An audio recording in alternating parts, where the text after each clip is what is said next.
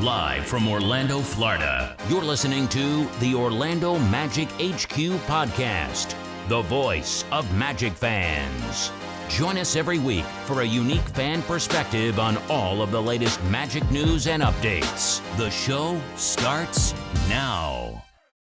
What's up, Magic fans? Welcome back to another episode of the Orlando Magic HQ podcast, brought to you by the Believe Podcast Network and Bet Online. We're your hosts, Al, myself, Anthony. Today is Friday, December 27th. Merry Christmas to everyone. Hope everyone had a really good holiday break. We're recording this game immediately, or this podcast immediately after tonight's Miami game. Al just made it back home from the Kia Center, and man, let's jump right into it. Al, how was your feeling after that tough last second loss against Miami Heat? Yeah, man, it wasn't what we wanted, right? We played so well, especially right off the gate. We were up, I think, 15-17 at one point. Like, it was looking like an easy win, which some people wanted. We've been playing so many close games lately. It would have been nice to win by double digits and kind of coast through a win, but Miami's a good team, man. They were not going to give up. They were not going to just simply take it and fall back, especially after we beat them the way that we did last Saturday. Yeah. But now, man, I mean, people are upset on X, which is normal. But my point of view is, man, we played a great game. We couldn't make shots. It happens to us quite often. But the defense was amazing. It took Tyler Hero hitting a very, very tough shot with 0.5 seconds left on the clock to beat us. Again, remember, guys, we don't have Paulo. We don't have Franz. We don't have Mo Wagner. We don't have Gary Harris. We're not the team that we're going to be in a few weeks, hopefully, here. So, tough loss. I'm okay with it. And by the way, man, fans again at the Kia Center, I keep saying this over and over again, but the crowd keeps showing up. That fourth quarter was electric, the final 5 minutes. And we'll talk more about the Boston and the previous Miami Heat game last week. The arena has been incredible. So those of you that have been going, you've been experiencing this. If you haven't, my goodness, man, the arena has been incredible. Yeah, in today's episode, we're obviously going to touch base on some of the games, since we last recorded. Mo Wagner out, tearing his ACL and what that looks like for the Magic moving forward.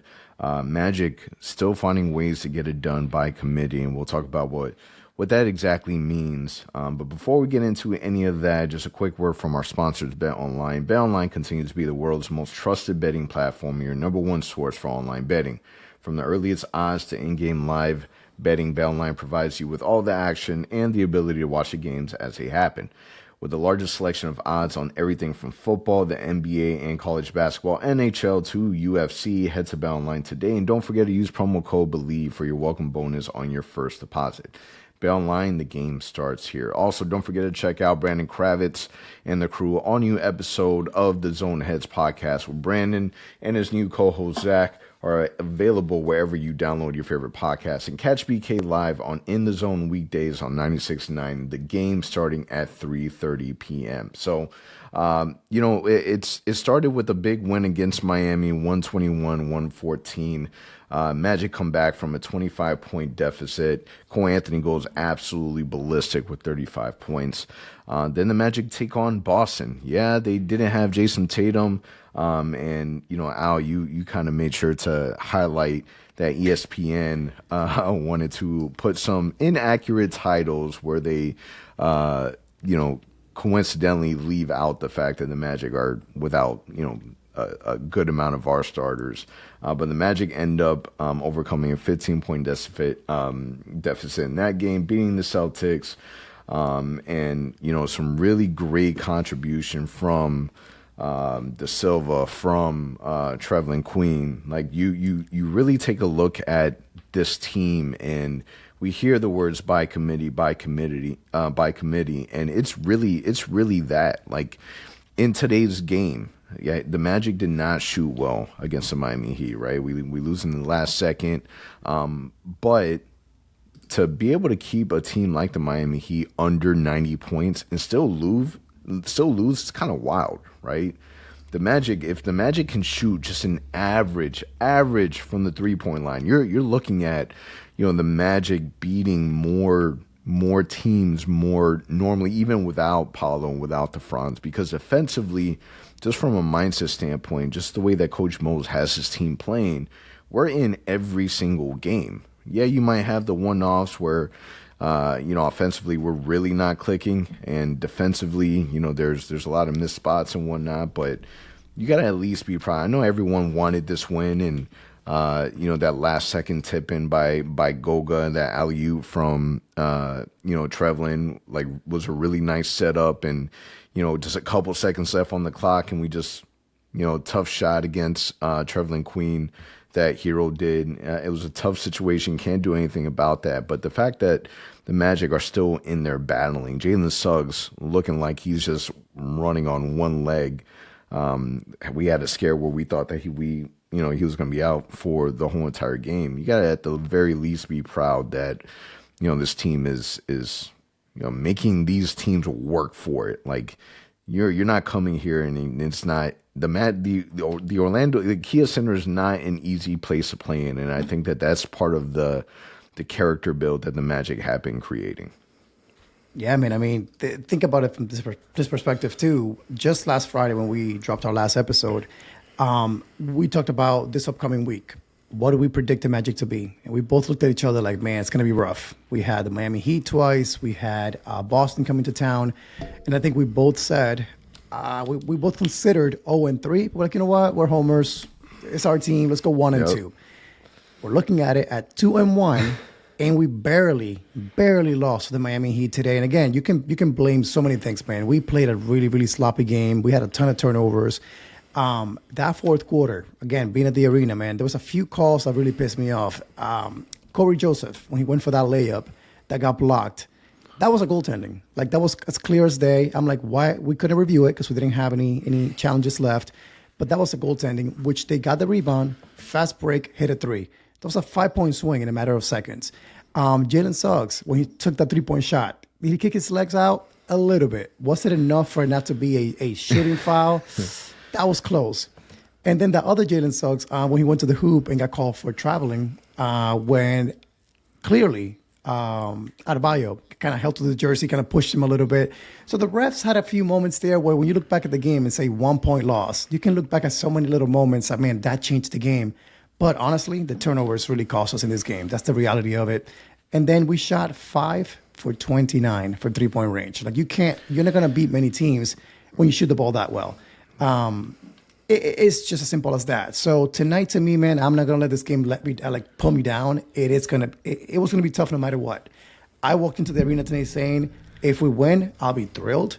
But honestly, man, we're due for a loss. We're not playing with our best guys. Our sixth man's injured for the rest of the season. It's going to be tough.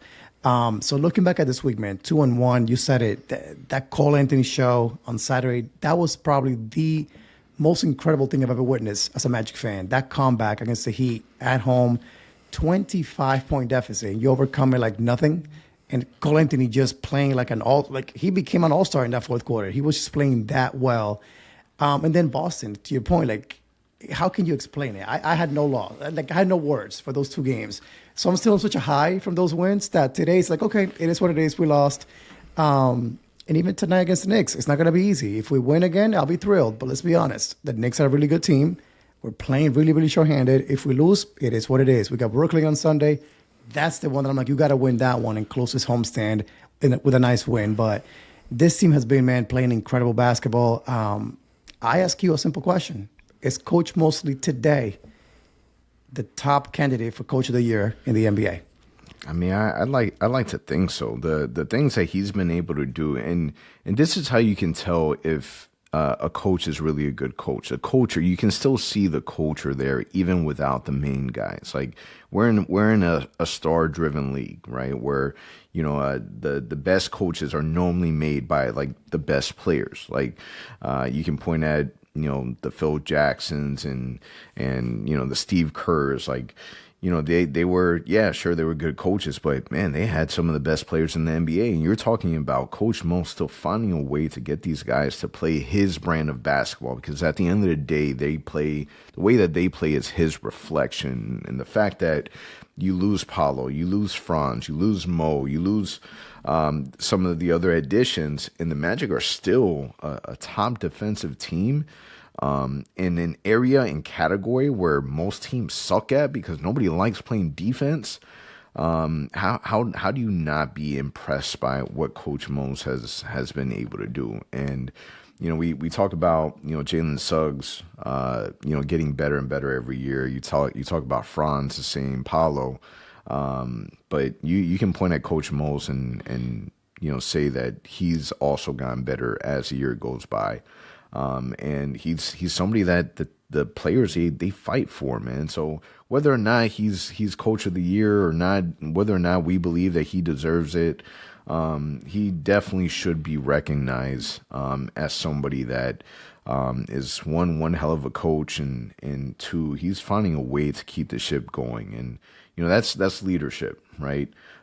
Even the small decisions of like starting Trevelyan Queen and moving Wendell Carter to the bench, like these little things, these little adjustments that he's making, somehow, like I texted you this and I texted another friends, like the Magic should not be winning. Like these are games that the Magic should not be winning, and somehow by the grace of God, they're finding a way to get it done.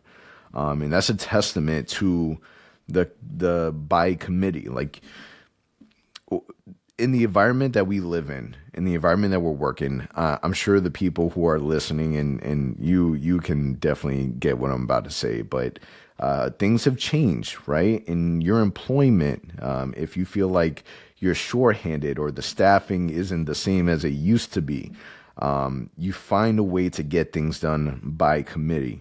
And you can say that and it sounds good, but is that really what it is? Like, is that really what is being shown? Like, do you really see that?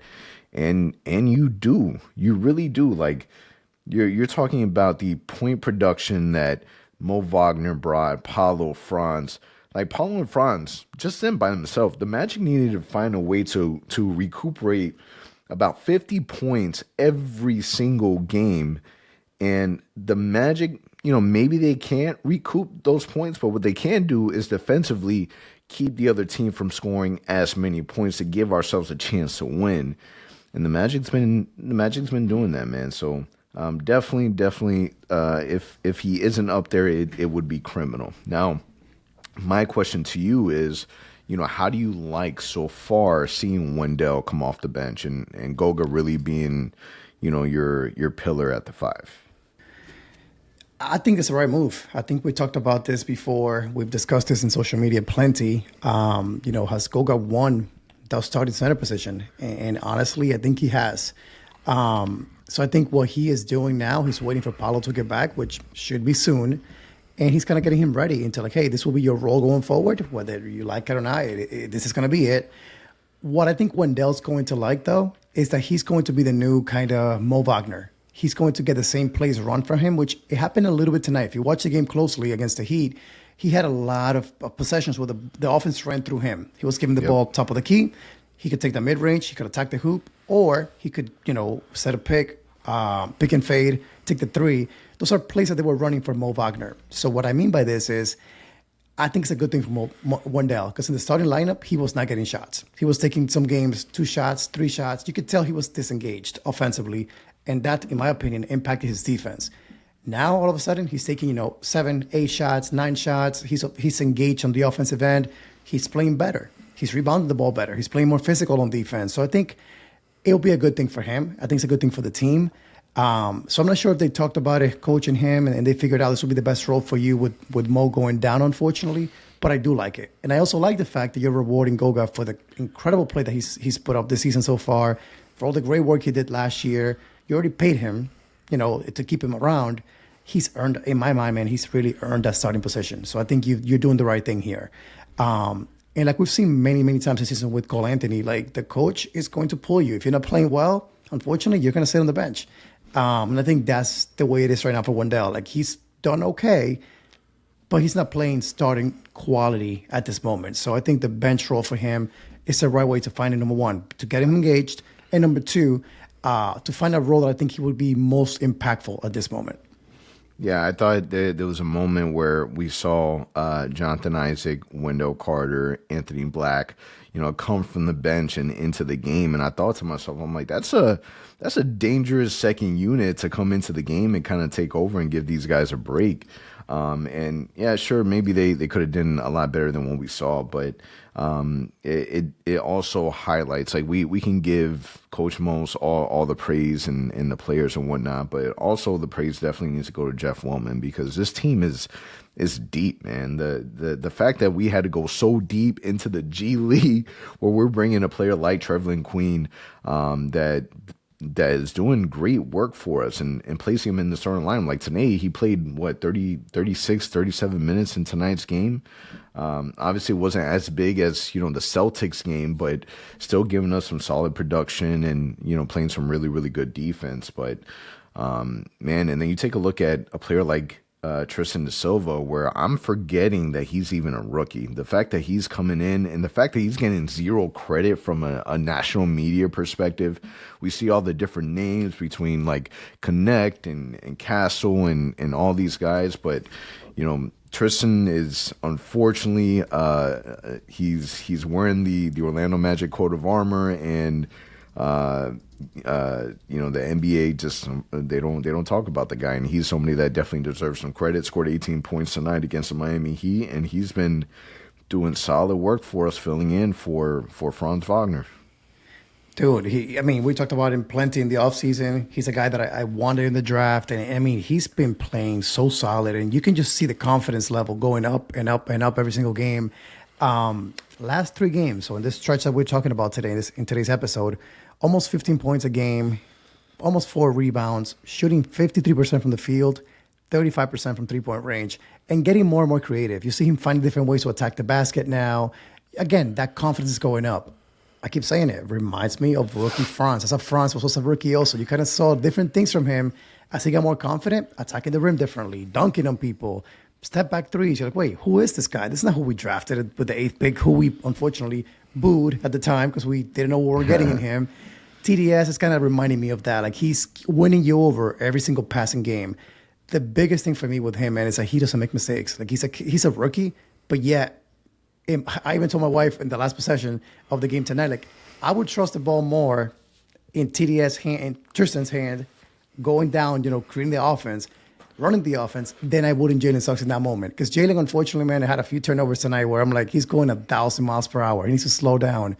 As a rookie, Tristan gets the ball, and he surveys the floor, gets the pick. He makes the right decisions. So to your point, I think the NBA will start watching him because the rookie class is not all that great. The more he keeps playing, the more he keeps, being productive, he'll get the attention. My question to you is, when we are fully healthy, has he won minutes over a Cole Anthony, Gary Harris, Jay Howard? Is he your backup 3 now going forward? How is he not? I mean, you trust him enough to put him in the starting lineup. He doesn't. You said it best. He doesn't make any mistakes. We forget that he's a rookie. And we talked about this in the beginning of the season. We predicted him getting more minutes than Anthony Black and getting more minutes than Jet Howard. And this is the kind of the fruits of the labor. It's kind of the double-edged sword. Like, unfortunately, Franz Wagner went out, Paulo Banchero went out, but it gave the experience and the run that Tristan needed to really transition his game from, his 4 years in college to the NBA, and he's doing it beautifully. So, man, how dangerous is that going to look like? What is it going to look like when we start becoming more healthy? And Tristan da Silva is coming off the bench, and we're still able to keep that level playing field when Franz Wagner is in the game, Paulo Banchero isn't in the game, because we've gone now this long where he's kind of had to do it with the team that they have now. So it's going to be fun to see Coach Mose have so many different elements in his disposal to where he can run different schemes and different ways against. He can throw so much at some of these teams, especially as we get later and later into the season and the postseason. Hopefully, out of the first round, it's fun. He's going to be a fun person to watch.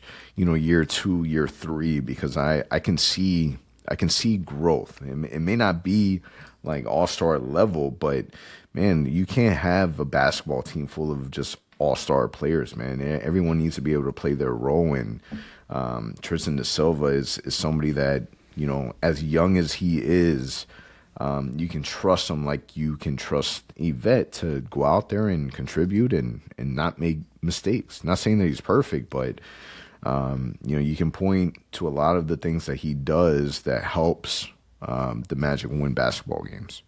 For sure. I mean, he's been our top scorer in the last couple of games that we've played. Like he was again playing so well, defensively battling, man. Like he's playing such good defense as well.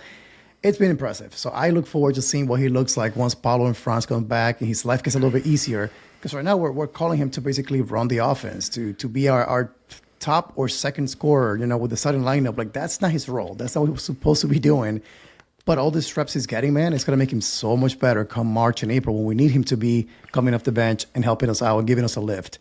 Before we move on to other topics quickly, let me go back to Saturday. Let me go back to Monday. The Heat and Celtics games, those crazy comebacks. In your opinion, which one was a most impressive win? Was it the one against the Heat coming back from 25 down, Cole Anthony going off? Or was it upsetting the Celtics? Yes, Tatum was not playing, but they had the rest of the guys. And I ask you that because, man, it felt amazing. Again, the Kia Center was half Heat fans, more than half, honestly, felt like at times, Celtics fans. So it felt so friggin' good, man, to walk out of that arena just telling people, go home. The same way that Jalen Suggs was saying it, go home. So I truly cannot pick one. Like, yeah, the comeback was incredible. One of the most incredible things I've seen in my entire life against the Heat. But that Celtics win, you know, the defending champs come to your home right before Christmas and you find a way to beat them. Right now I'm 50-50, but in your mind, which one was a more impressive one? Yeah, so obviously you look at the 25-point deficit. That's impressive, right? But to me, it's that Boston game. The fact that they are the defending champs. You take a look at their team; they're stacked. They got Porzingis, they got Drew Holiday. You know, they got Derek White, Jaylen Brown. Like this is a team that they're super talented, even without their best player. And on some nights, that best player is Jaylen Brown.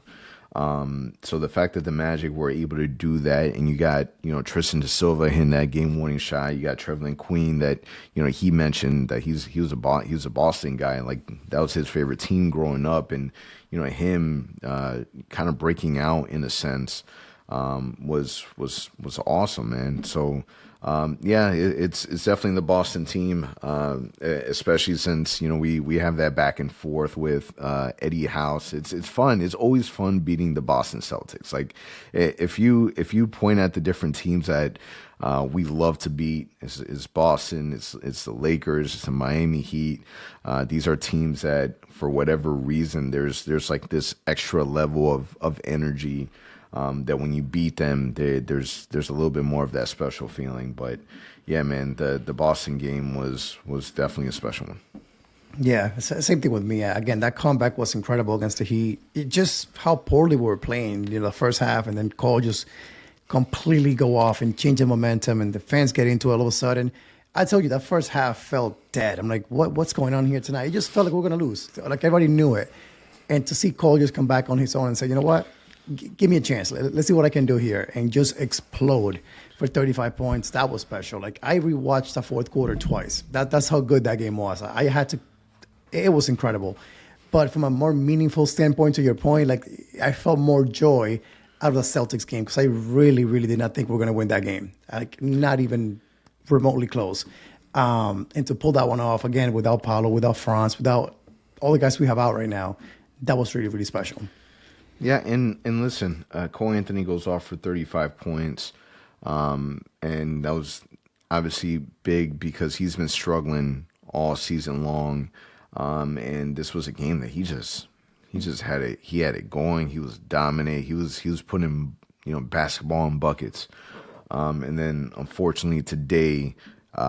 We didn't get that same level of production. Cole Anthony plays only 12 minutes and doesn't score any points. So he's somebody that, man, when he plays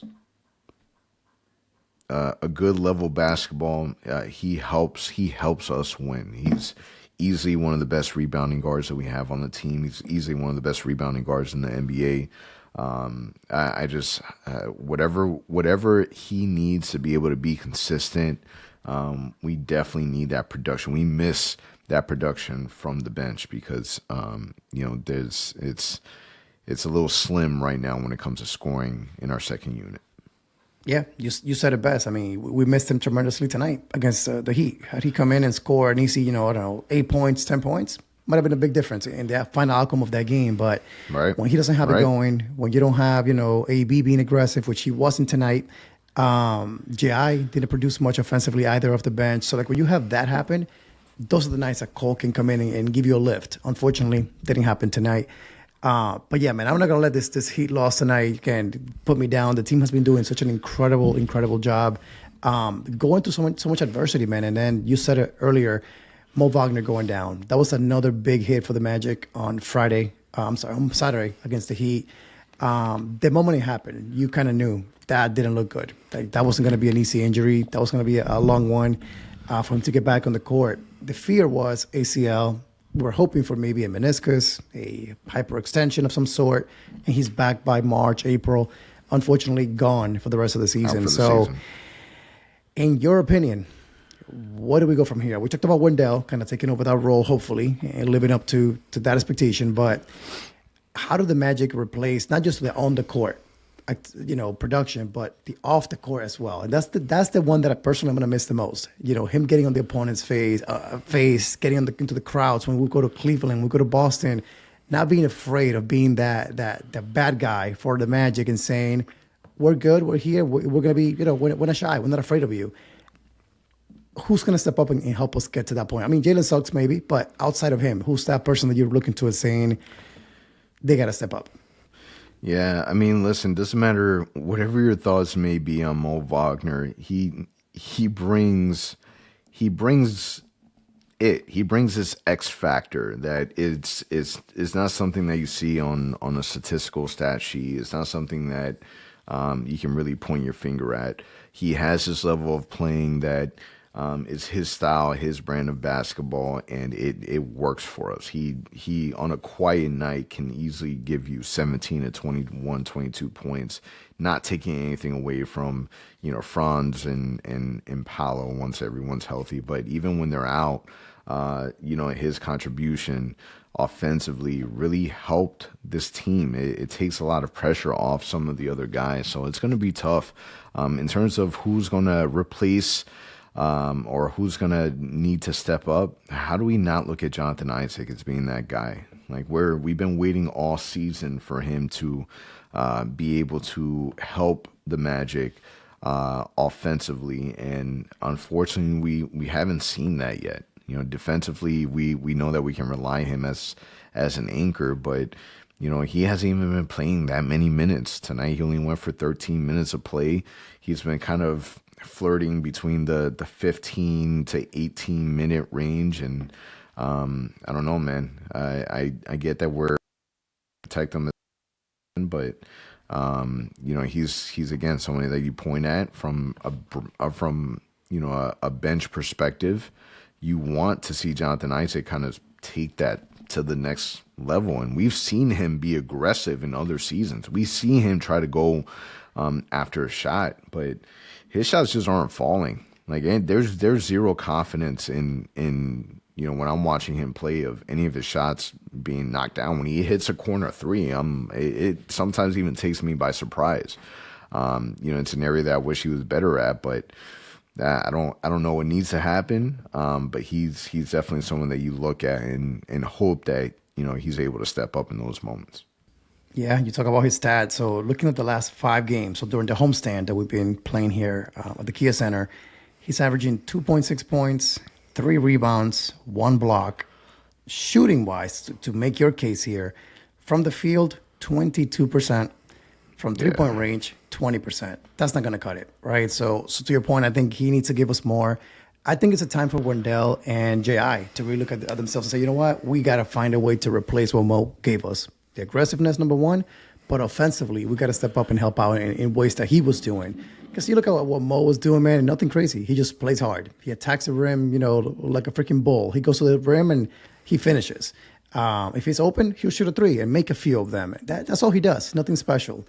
So yeah, we'll definitely need the two of them. I think once Paulo and Franz are back and you put Tristan back on the bench, I think that will help big time for sure. So once you have, Wendell, J.I., Tristan, whoever the two is going to be at that point, whether it's Cole Anthony, Gary Harris, Jay Howard, with AB, I think we'll be okay. But for now, we got to find a way to get guys to step up and help because Mo, to your point earlier, there were nights like tonight that we didn't have it. He would have come off the bench and given us a solid 14, 15 points. And all of a sudden, we would have kept that lead at around 8 to 10 and won the game. But because we don't have him, it's now a guy that you unfortunately miss tremendously. So we'll see what happens, man. I will miss him. I hope he finds a way to be on the bench soon again, at least supporting the guys on the bench, because that will make a big difference for us. But we need that leadership. We need that mentality that he brings, that toughness. He'll be missed. Believe it or not, it's a bench guy, but it sucks, man. He was playing so well. Honestly, one of the best 6 men in the league so far this season. So it's so unfortunate that it happens to him. Hopefully, we'll see him back, maybe not training camp, or maybe around November, December of next year. So he'll be back for sure. And he'll be in Orlando. There's no doubt in my mind that he'll be in Orlando. But yeah, let me ask you another question. How do we replace him on his spot on the team? So rumors are we go two-way for a big guy at third-string center now, or should we look into cutting someone like Caleb Houston? There's another option, which would be to drop Mo Wagner altogether because he has a team option at the end of the season, and then you bring him back next year. Do we need to do that, or are you comfortable riding with basically Goga, Wendell, J.I. as your big guys the rest of the season? I think that unfortunately in the Magic we got hit too much with the injury bug that we need as many bodies as we can get. Caleb Houston unfortunately is not providing that. So if there's a way to be able to bring someone else to kind of fill that role, that's just something that the Magic are going to have to do. And like the NBA trade deadline is around the corner. Can you find maybe some ways to bring in some support? But what you don't want to do is you don't want to put too much stress on Wendell, who's already been having so many issues with injuries, and you don't want to add even more stress on top of Goga, where sometimes it feels like he's doing a little too much and kind of he's had some scares where we thought that he was going to be hurt or out for some time. So the good news is that there's some. The cavalry is coming, and it's coming soon. Paolo Banchero's still not doing any contacts, but he's ramping up his conditioning. We're already past Christmas. New Year's is right around the corner. I think we're at the 8-week mark, from my understanding, I believe. Yep. So it's only a matter of time before we get Paolo Banchero back. So that would at least help us with the size and take some pressure off the other guys. So. It's definitely something that I would look into, but yeah, man, if you can bring in another big body, that would help out a lot. Yeah, I even forgot about the fact that Paulo played the 5, for Team USA. So is that an option that you look into if you need to? Of course, we don't want to have to go into that direction. He's a beast at the 4 position. You want to keep him there, but if you need to, do you play him at the 5 and move people around a little bit? Maybe go a little smaller if you need to, but. To your point, I think we need to do something. I think they're making moves to add a two-way player, a two-way big. But even with that, knowing how fragile Wendell Carter is, he can go down at any time. You have to have somebody in my mind that's ready to step up and be the third-string center that you can depend on. Some decent names out there in the market. I don't want to start naming them because you don't know what the Magic will do, but if they choose to your point, drop Caleb maybe and pick up a big guy, there's some good options. You got guys like Robin Lopez, who played for us a few years back, knows the systems, knows the coaching staff. Do you bring him back? Some other names out there. I'm not going to go into the rabbit hole right now, but there's options. The question is, do you want to mess up chemistry? Do you want to mess up again a guy like Caleb who's been here for the long run? Do you want to cut him now? Who knows? But they have to do something because, again, I don't trust Wendell being our backup big and staying healthy the rest of the season. Goga a few scares already with his ankles, where he's kind of turned them and limped around for a couple minutes. Like, that's scary. So it's an unfortunate injury for Mo Wagner. It was a strength of ours coming into the season. We had 3 solid bigs. We're down to 2 right now, so let's see what happens. Yeah, I think the The report and the comment going into the season during training camp was, all the players are 100% healthy. We're all ready to go, and man, has it been rocking. We talked about this, before the season started, man. We've never had an injury-free season. Nope. Unfortunately, this is kind of part of our history. Players get injured and they miss some time, so the Magic is a team that needs to be structured to be deep to be able to fill in those moments. Yeah, 100%. And then let's not even talk about Gary Harris, of course, which he's been questioned for the last week and a half, and he's still not playing.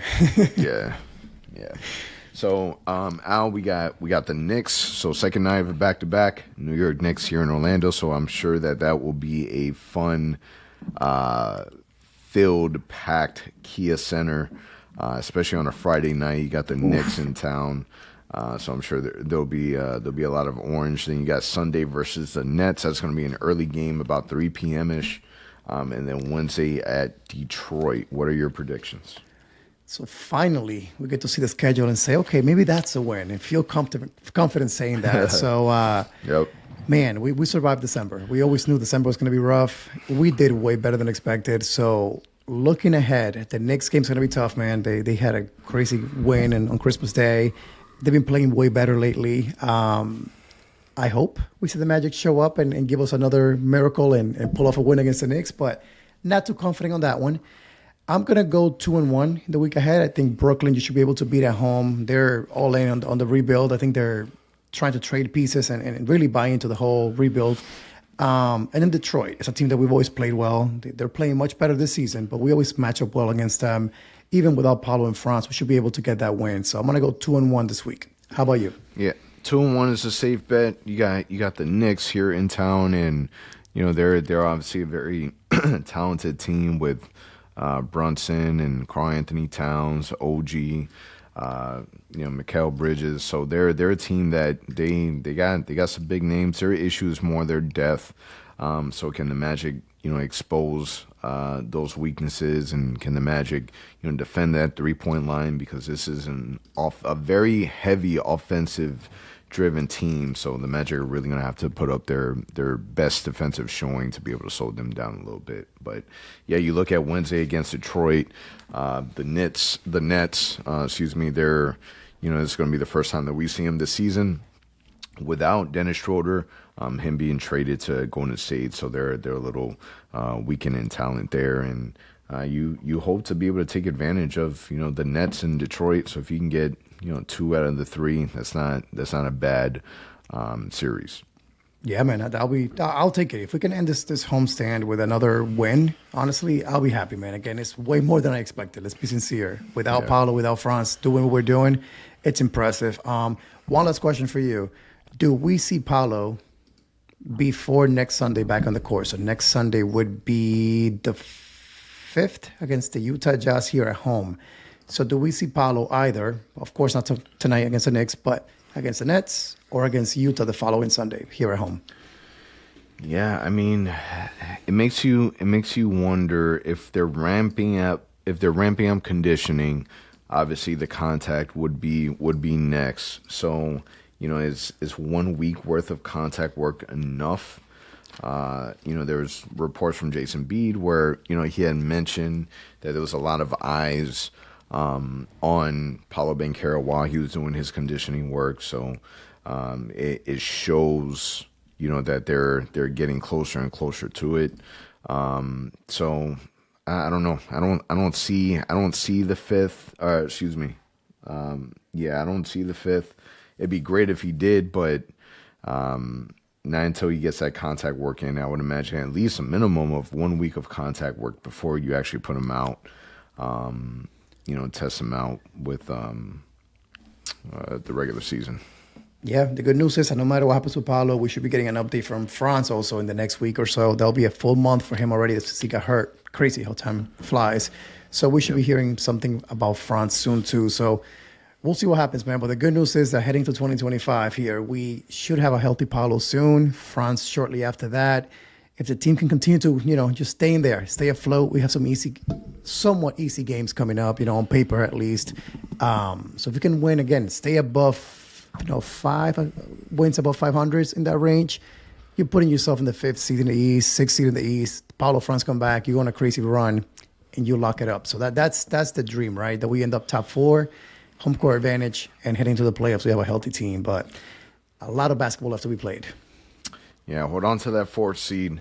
And see how everything goes, man. It's always been about keeping the ship from sinking just a little bit, man, until Paulo and Franz are able to return. And in the Magic, they've been exceeding all expectations, man. They've been doing good.